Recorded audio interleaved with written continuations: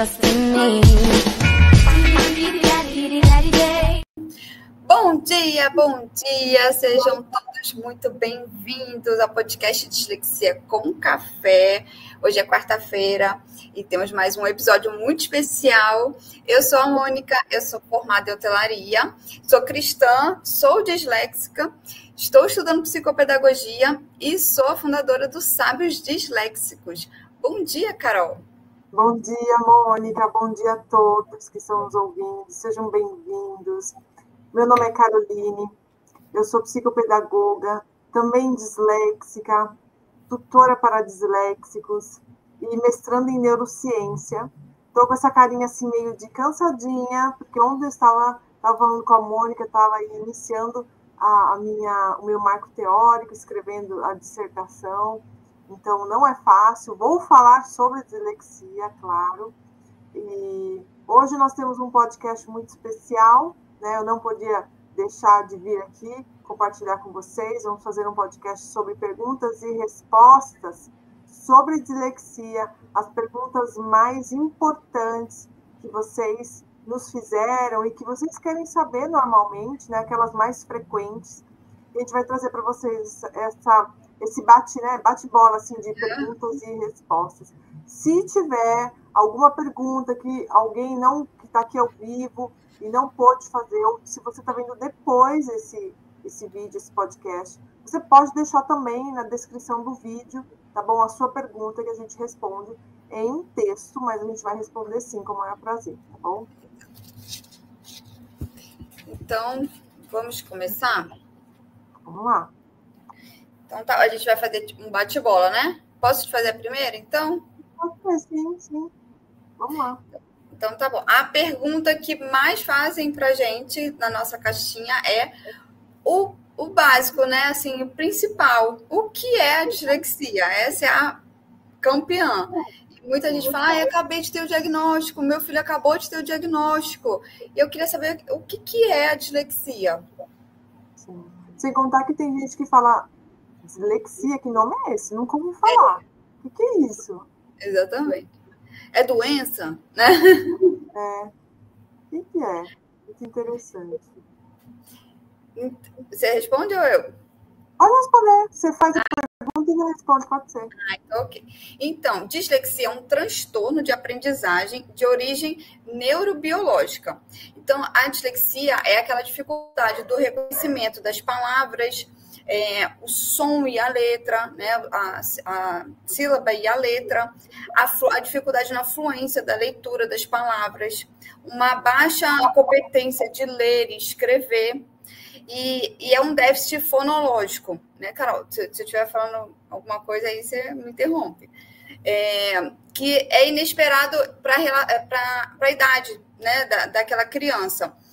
Lembrando que a dislexia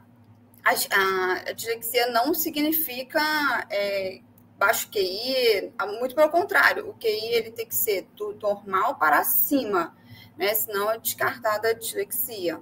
E, então, assim, a idade, né, para a criança, por exemplo, aquela idade que é esperado para ele ler e escrever, ele não está conseguindo dentro daquela idade esperada. Isso mesmo. Depois da alfabetização, se esse aluno não se alfabetiza, né? Aí você vai falar, tem alguma coisa aí. Por quê? Mas, olha aqui, uma coisa legal também. Você já começa a ver os sinais da dislexia antes da alfabetização. Por isso que a gente fala da intervenção precoce, né? Existem sinais claros, por isso que é importante que você aprenda, estude, não só sobre a dislexia, mas sobre a infância do seu filho, como é o percurso, né? O crescimento dessa criança, como funciona isso. Uma coisa que eu não parei para... eram trigêmeos, né? Não tinha tempo nem para comer. Mas não é desculpa. Eu poderia ter investido mais também nessa área. Quando eu estava grávida, eu comprava livros, eu tenho vários livros, inclusive. O crescimento do bebê, via vídeos, via depoimentos, tal, como é o parto. Né? A criança nasceu e parei tudo. Devia ter continuado, né? Porque essa fase do crescimento é tão importante. existem sinais evidentes de dislexia na primeira infância. Então, é importante que você possa ver isso para intervir e ir a um profissional. Eu faço a segunda pergunta, que fizeram lá para a gente na caixinha. Por que o meu filho não consegue ler? Então, passa a fase da alfabetização, aí você viu que essa criança não se alfabetizou, não conseguiu ler bem, escrever bem, na verdade, nem lê e nem escreve, alguns casos, né? E aí você fala, meu Deus, a pergunta, né? Será que o meu filho vai conseguir ler? A primeira resposta é que sim. Calma. Acalma o seu coração, ele vai conseguir ler sim, tá? A segunda resposta, porque são várias respostas, né? É uma resposta bem complexa, mas eu vou, assim, sintetizar bem ela. O seu filho vai precisar aprender a ouvir. Imagina que o seu filho disléxico é como se ele fosse surdo e cego, tá? É isso que a dislexia traz, na verdade, para a pessoa. Mesmo que a pessoa veja e ouve, né? Então, ele vai precisar treinar os ouvidos para ouvir e treinar os olhos para ver. Então, ele vai treinar as letras, ele vai treinar os números, ele vai treinar o som das letras, ele vai treinar o som dos números, ele vai treinar o visual.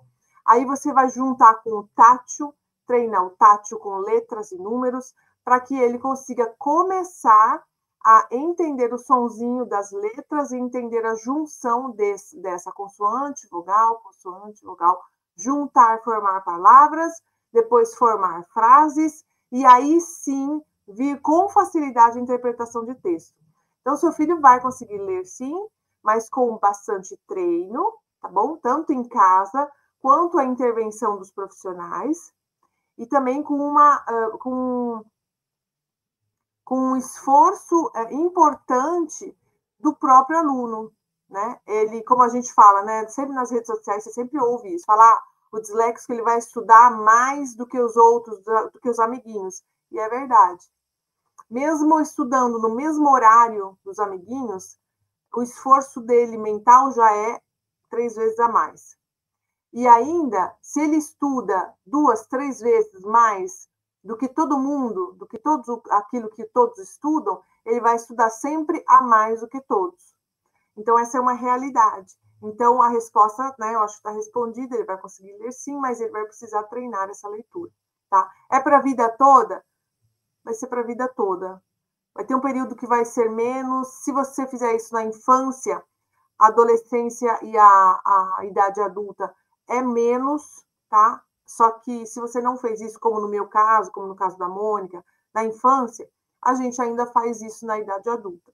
Esse treino de sons, né? Letras, vogais, consoantes, para que a gente possa ter uma leitura mais fluida, tá bom? Então, essa é a resposta da pergunta número 2. Eu coloquei outro dia acho que foi essa semana agora, um Reels, eu não sei se você viu, Carol, que é ai, como é o nome dele? Mr. Bean. Que ele, você viu que a gente tá lá se esforçando muito mais, aí a gente aprende as adaptações, aí você fala, meu Deus, calma aí, é possível sim, eu consigo ler, eu consigo escrever com as adaptações, aí você vai pegando o ritmo, você se torna autônomo, e aí você descobre que você é capaz e vai embora, né? É bem isso, né? Aí a gente vai e vai embora. Mas a gente precisa realmente desse treino, né, dessas adaptações. Mas sim, é possível. E eu vou responder, aliás, uma pergunta que fazem bastante e que eu acho interessante que depois a gente começa a pensar. Muita gente pergunta assim, mas a dislexia vai passando, né, de geração, ela é hereditária.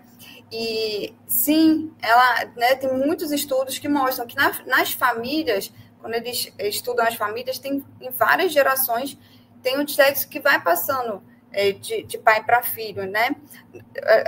O caso da Carol, muita gente, né, vai fazer o teste com a criança e descobre que um dos pais era disléxico. E quando a gente pensa para trás, a gente vê que tem alguém na família que você fala, nossa, nunca tinha prestado atenção. Por que a pessoa não conseguia, né, ler, por que a pessoa não conseguia escrever. E eu acho que eu até falei em algum outro podcast ou numa live, que a minha avó, hoje eu lembro da minha avó, eu tenho certeza que a minha avó era disléxica, e veio dela, sabe? Porque era aquela coisa clássica, ela não conseguia escrever cheque, por exemplo. Ela não conseguia escrever o cheque. Ela falava que dirigir era muito difícil, porque eram muitos comandos no pé. Então, embreagem, freio, ela não conseguia esses comandos. E só que eu acho interessante a história dela, porque ao invés das pessoas incentivarem ela, eles tiravam tudo, sabe, tudo que ela fazia errado. Então, assim, você não sabe fazer cheque? Tira o cheque. Você não sabe escrever? Não escreva mais. Você não sabe dirigir? Não dirija mais. E foram tirando, foram tirando, foram tirando. Aí, para onde ela foi? Para artes. Ela gostava de pintar quadro. Então é a única coisa que você sabe fazer na vida. Vai pintar quadro. E aí ela foi pintar quadro. Mas como tiraram tudo dela, ela começou a ficar com... Assim, ela foi diminuída, né? Eu não tenho como falar assim, retardo, mas assim, ela envelhecendo, os psiquiatras falavam que ela tinha como se fosse um retardo, sabe? Mas um atraso, isso, um atraso. Ela tinha um atraso, mas não porque ela nasceu assim, mas porque ela foi deixando de usar o cérebro, né? Eles tiravam tantas coisas dela que ela parou de usar. E aí ela envelheceu, foi envelhecendo e foi ficando com um atraso. E com certeza ela era disléxica, eu tenho certeza. E você vê que interessante, né? Como a gente pode ou jogar a pessoa para frente com a dislexia e ser assim uma pessoa genial, e temos milhares de exemplos, ou você tirar tudo desse disléxico e ele, né, chegar a ficar com um atraso. Então, sim, gente, hereditário, e se vocês pensarem bem na família, vocês vão lembrar de alguém que tinha alguma dificuldade lá, né? Algum pontinho lá que você vai falar, já sei, era ele. É isso mesmo. Não, sem contar que a gente também já descobriu, assim, através de estudos científicos, né, a gente acabou descobrindo que existem também alterações cromossômicas, que resulta tudo isso em pessoas disléxicas que são mais suscetíveis a alergias, pessoas disléxicas que são mais suscetíveis a alergias específicas da pele, do aparato respiratório, tudo através de pesquisas.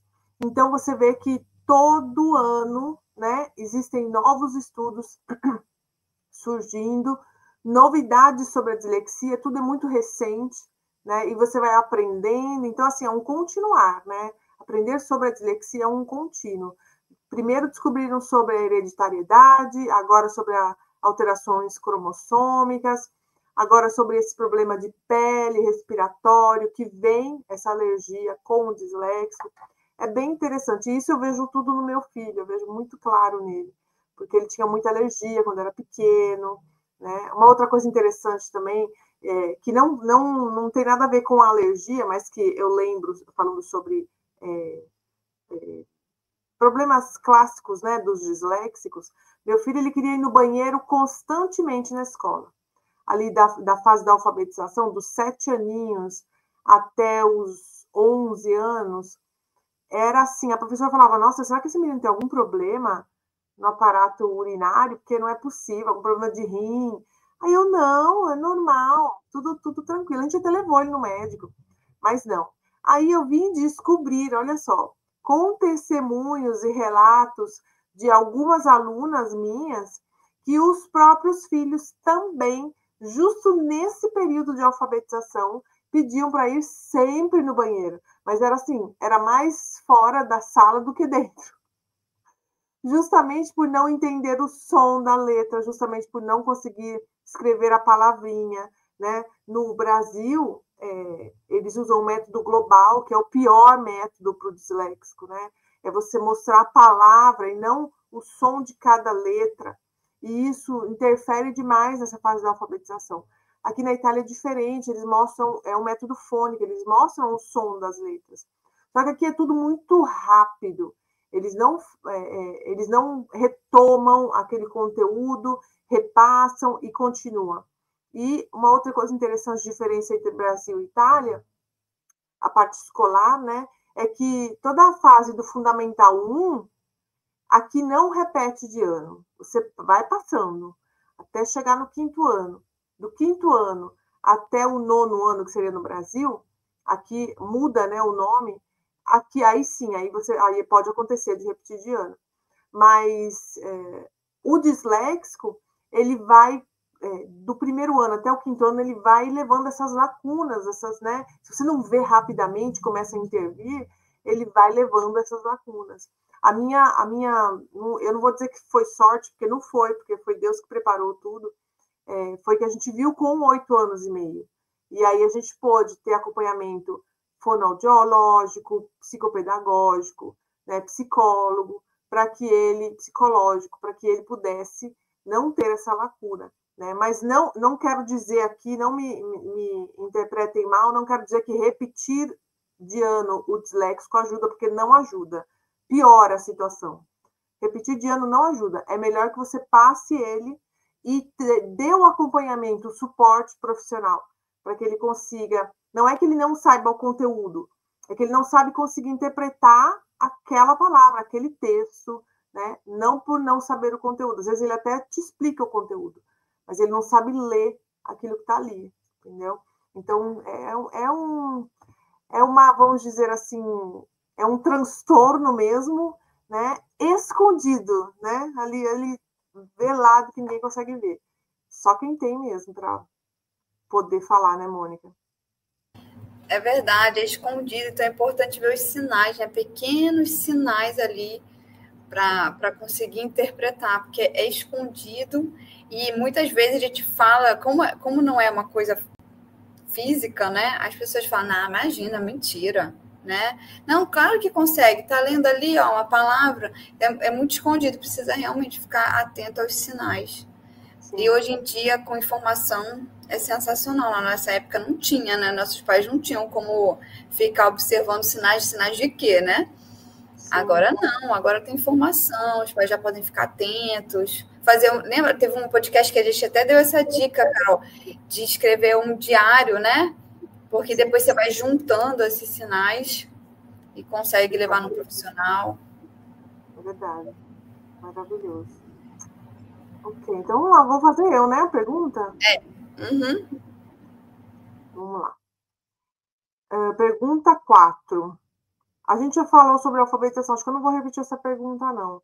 Fala, a dislexia é passada dos pais para filhos? Você acabou de responder, né? Acho que não é necessário repetir. Vou para 4. Só é possível diagnosticar uma criança quando ela entra na fase da alfabetização? Então, os especialistas afirmam que existem sinais que podem indicar dificuldades futuras. Não é preciso correr para um consultório médico, mas é importante que os pais estejam atentos e conscientes de que, se a criança for diagnosticada tardiamente, os anos perdidos não podem ser recuperados. Não, na verdade, eles podem ser recuperados com a intervenção, né, do profissional.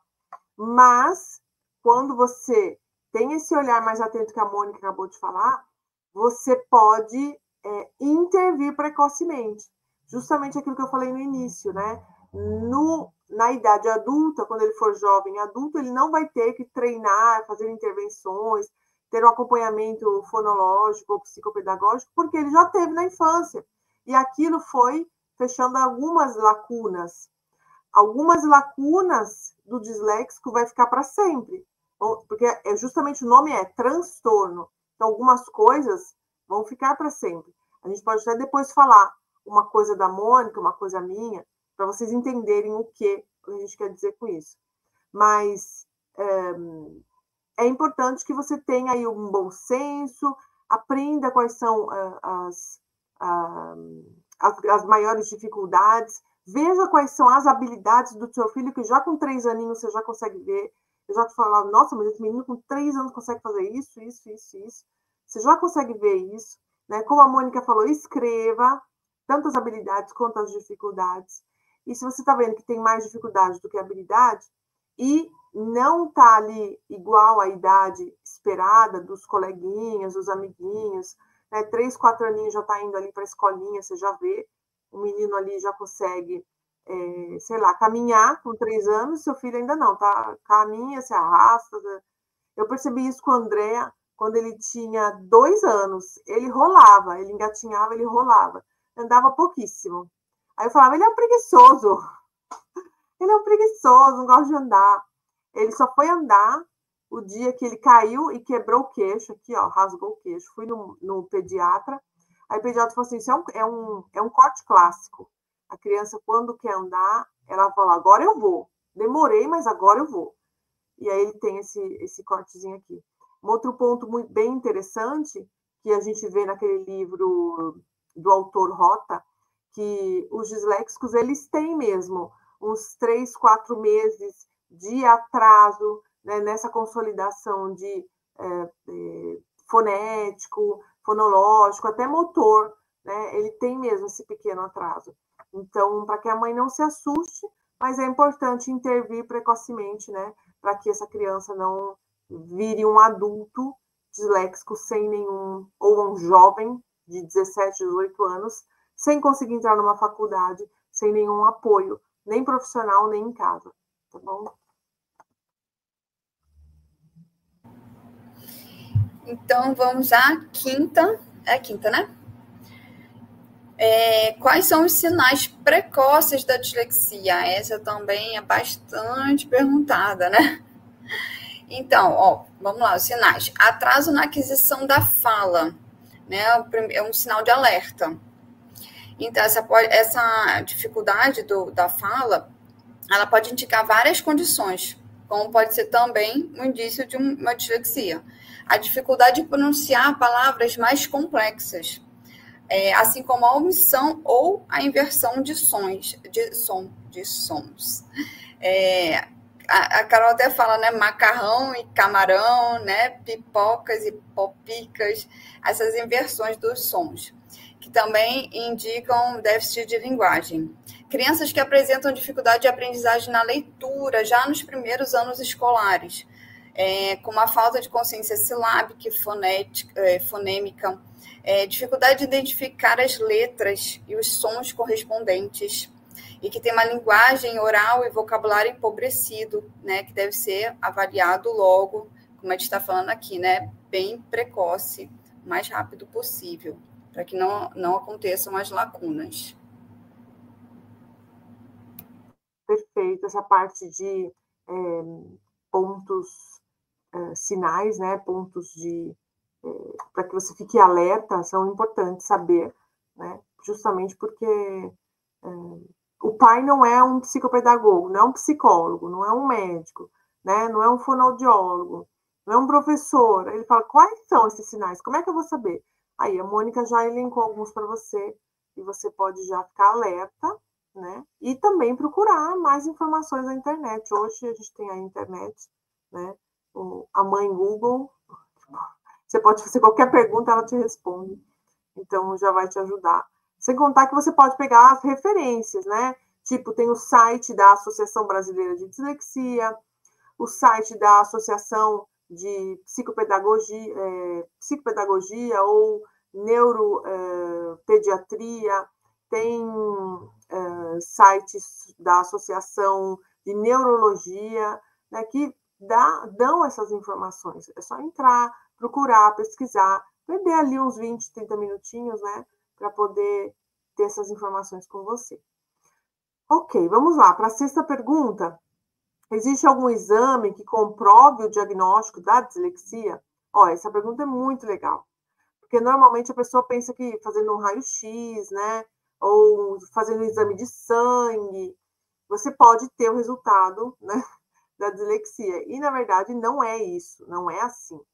Existe um manual internacional, que se chama DSM-5, usado no mundo inteiro para critérios diagnósticos, para que esse profissional que vai avaliar o seu filho, ele tenha ali um parâmetro. O que ele vai seguir? Ele vai seguir esse passo a passo aqui. tá? O profissional, normalmente, ele faz testes com a criança, o jovem ou o adulto, que também tem para adulto, e esses testes, eles são padronizados. O que isso quer dizer? Usados no mundo inteiro também.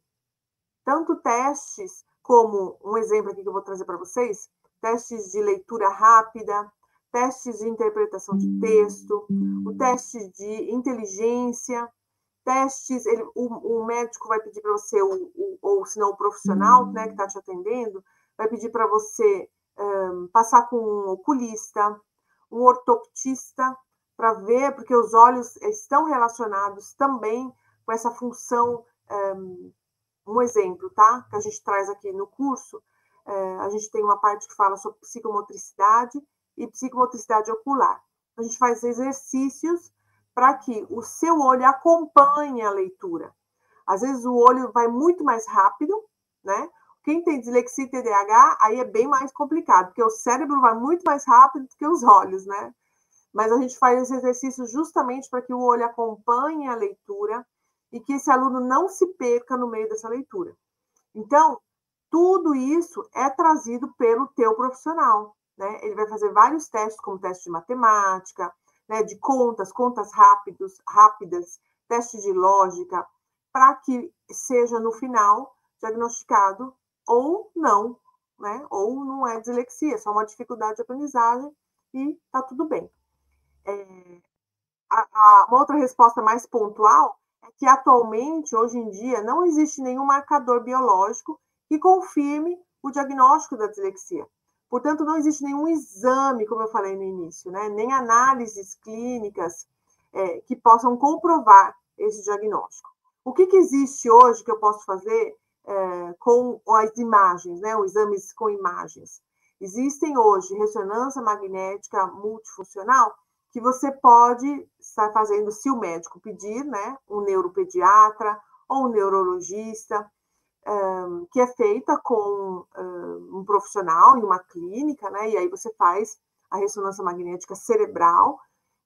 Aquilo, normalmente, quando se faz, você vai estar lendo, ou você vai estar contando uma história, mas normalmente é a leitura, ou fazendo um cálculo matemático, e aí ali eles podem ver a parte onde o seu cérebro ilumina mais, onde tem mais irrigação, né, sanguínea, corrente sanguínea, onde funciona, onde não funciona. Existe um lado do cérebro do disléxico que funciona muito melhor, que não é o lado da pessoa que não é disléxica. Então, tudo isso é mostrado através da ressonância magnética. Hoje já existem pessoas que já fizeram, então a gente pode usar como estudos, até mesmo como no curso a gente traz isso, inclusive a aula de hoje eu vou falar sobre isso. A gente traz isso com imagens para que a pessoa consiga ver e entender melhor como funciona o cérebro desse disléxico. E até mesmo o seu cérebro. Você que é uma pessoa típica, uma pessoa que lê muito bem, que tem muita facilidade na escrita, você vai entender o porquê, como o teu cérebro funciona, por que ele funciona tão bem assim, e o porquê que o disléxico, que está do seu lado, que tem, às vezes, a inteligência superior que atua, ele não consegue ler direito e nem colocar no papel aquilo que ele precisa se expressar e colocar, tá bom? Então, é isso. Essa parte sobre diagnóstico de dislexia. E, Carol, falando na visão, existe a pergunta de muita gente que pergunta se a causa da dislexia tem é um problema visual. E não é a causa, né, da dislexia, não é um problema visual que causa a dislexia, né?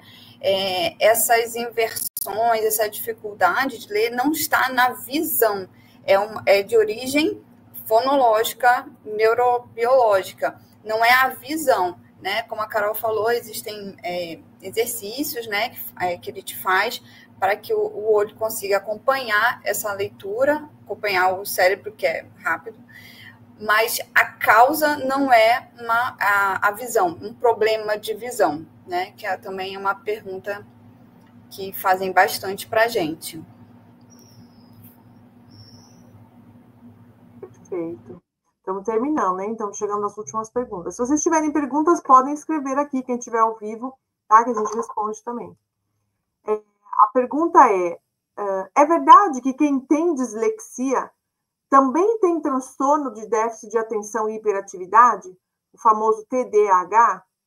Nem todo mundo que tem dislexia tem o TDAH. Desculpa. Mas o TDAH é a comorbidade mais comum associada à dislexia. Entre as doenças que se desenvolvem conjuntamente com a dislexia, podemos encontrar as doenças não, né? Os transtornos. Podemos encontrar a disgrafia, a descalculia, a disortografia, problemas relacionados à coordenação motora e também transtornos de ansiedade, tá? Não é a causa, como a Mônica falou antes, né? Mas é sempre consequência, né? Transtorno de ansiedade, transtornos de aqueles mais psicológicos, isso acaba sendo a consequência do quê? Como aquele, eu sempre esqueço aquele nome, transtorno, não sei o que, compulsivo. Você lembra, Mônica? O TOD, que é transtorno. Não? Não é o TOD, não. É aquele, é uma ansiedade, mas muito mais forte. É um transtorno compulsivo. Lembra daquela moça que a gente fez na live com ela? A gente fez até um podcast com ela também. Aquela menina. A Catarina. Isso, a Catarina. É o transtorno obsessivo compulsivo? Não. Não é, ela não tem TOD. É um outro nome parecido. Mas não foi a causa, o início, a raiz de tudo. A raiz de tudo era a dislexia na vida dela. Depois desencadeou todos os outros transtornos psicológicos, né? Por não ter sido diagnosticada na infância, o laudo dela foi fechado, ela tinha quase 19 anos, sendo que ela correu com isso, os pais correram quando ela tinha 7, 8 aninhos. Então, é importante você ir no profissional certo, por isso que é importante você ir, né, no lugar específico, a profissional que trabalha com transtornos de aprendizagem, porque às vezes você vai em qualquer um, ou você vai no mais barato, né, e aí, né, o barato sai caro. O ditado popular já não me faz, né, falar uma coisa errada. Então, às vezes, é melhor você ter o laudo para sempre, o relatório vai ser para sempre, porque a dislexia, se você tiver, minha amiga, vai ser a sua amiga para sempre. Então, é melhor ir num bom profissional, tá? Esse é o meu conselho. Então, respondendo à pergunta, né, a dislexia e o TDAH podem vir juntos, por ser uma comorbidade, o TDAH, mas não necessariamente, nem todo disléxico vai ter TDAH, disgrafia, descalculia, desortografia, tá bom? Então, vamos mais uma. A dislexia afeta mais homens do que mulheres? Existem estudos que mostram que a dislexia afeta 2 vezes mais os meninos do que as meninas. É muito interessante isso. Tem uma grande controvérsia, na verdade, né? Pois é, eu ia te falar isso, porque existe uma controvérsia nesse estudo, né? Nessa frase, né?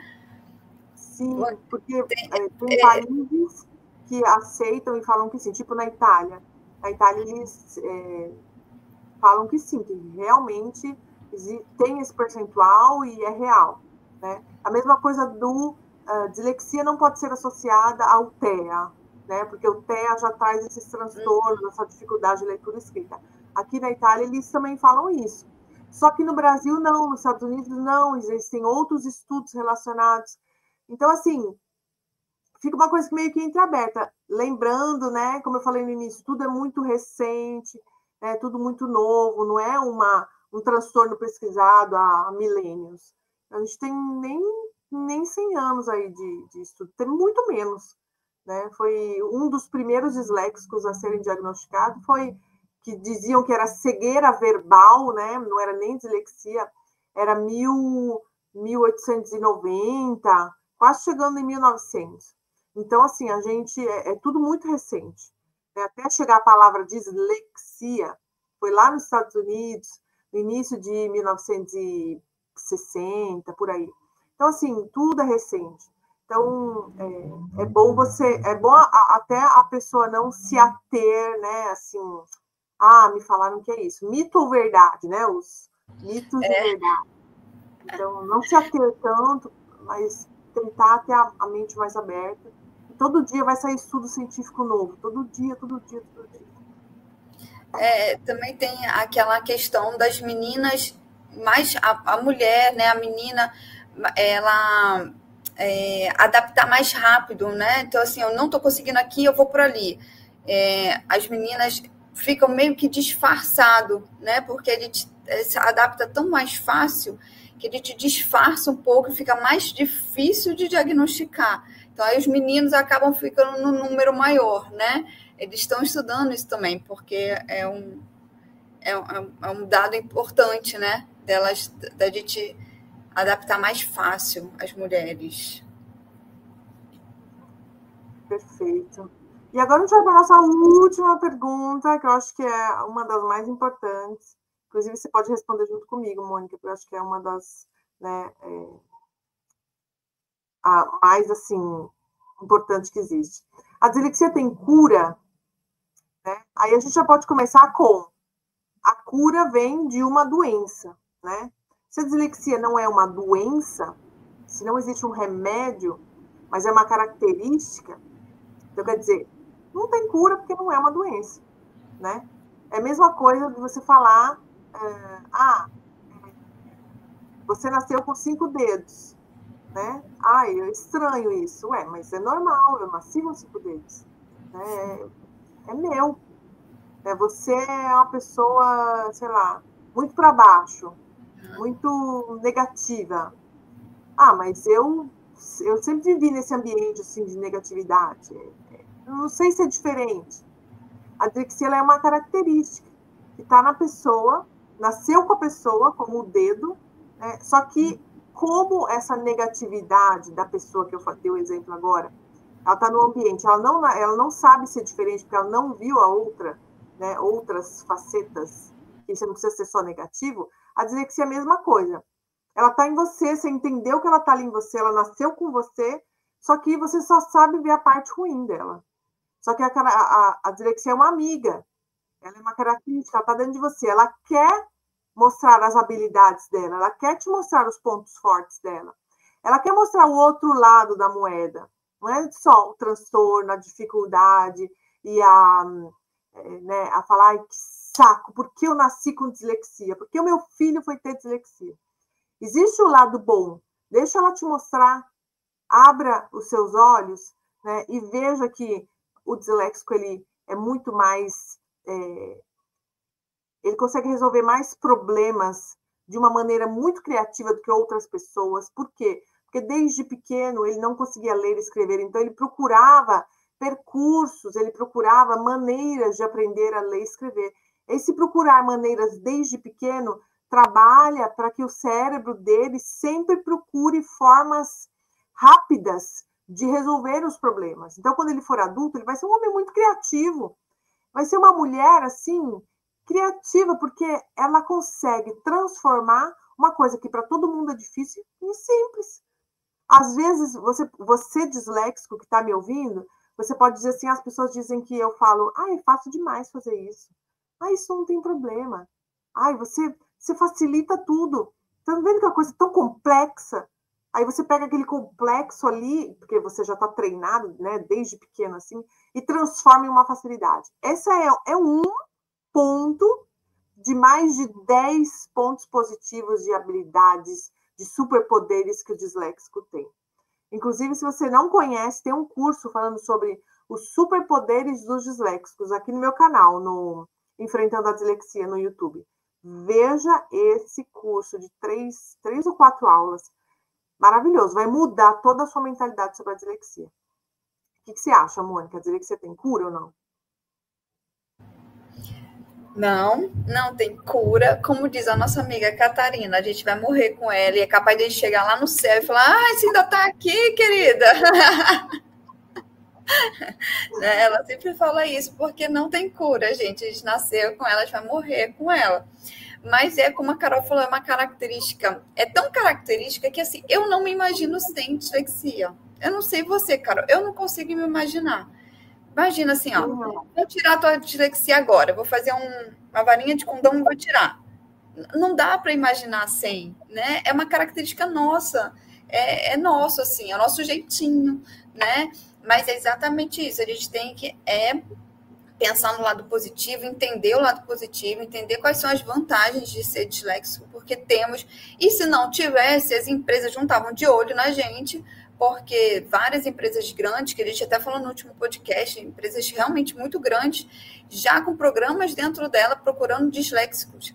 Então, é porque nós temos qualidades muito boas, fortes, a ponto de empresas estarem procurando. Mas a gente precisa enxergar esse lado positivo.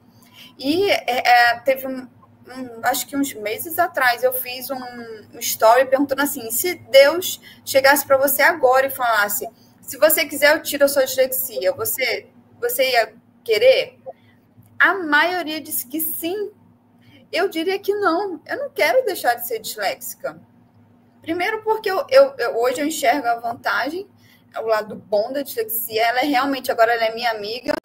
Ela é minha amiga e mais, ela foi uma amiga que revolucionou a minha vida.